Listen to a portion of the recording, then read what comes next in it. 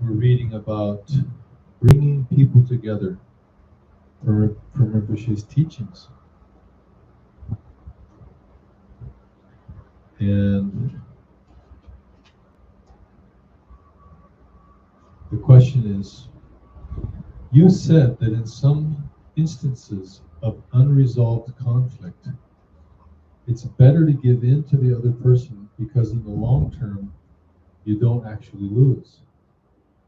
So with environmental issues, for example, clear-cutting forests, where there are two distinct sides, does that mean compromising or giving the other side what would seem like a victory just to open up the possibility of dialogue? Rinpoche answered, although I don't have any experience in this particular matter, from what I've heard, I feel that the case each side makes is understandable. If the two sides can speak to each other and get down to underlying points of consensus, they might find room to negotiate. From there, they need to be willing to compromise. Otherwise, neither side will achieve its goals. A Tibetan adage says that when people suffer from lice, we can't blame the lice because they're hungry and they have to eat. But neither can we blame the people who pinch and throw the lice away because they don't want their flesh eaten. It's the same with environmentalists and the timber industry, for example. We can't blame either side, nor is there any basic difference between them in terms of human interests. People in the timber industry just want to keep their jobs. Environmentalists believe that we need to protect the environment for future generations. Without forests, there will be fewer resources, including jobs. Maybe this perspective could be the start for some common ground.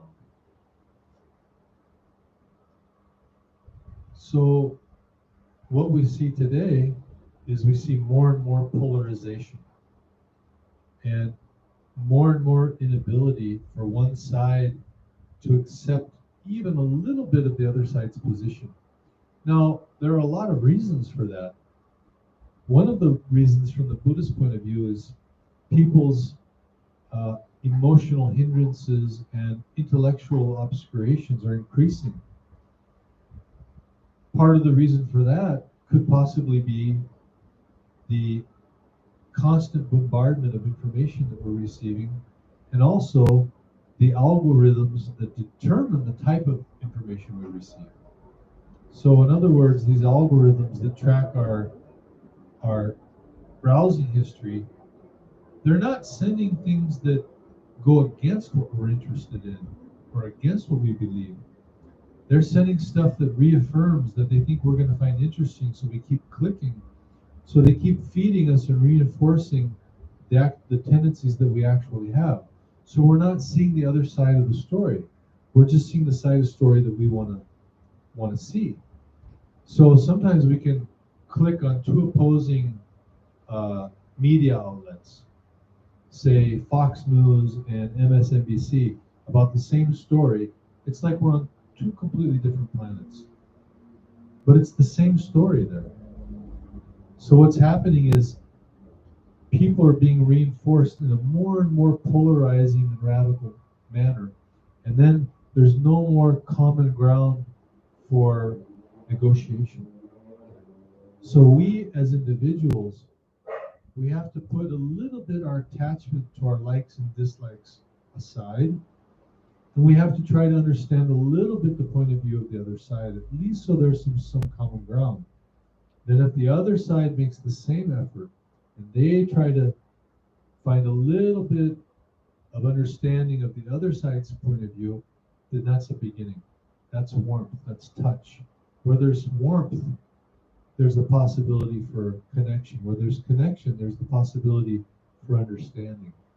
So, unfortunately, the way that modern society is being organized at the time, it's not leaving this space in the middle. So when there's no more dialogue, when words fail, all that's left is violence.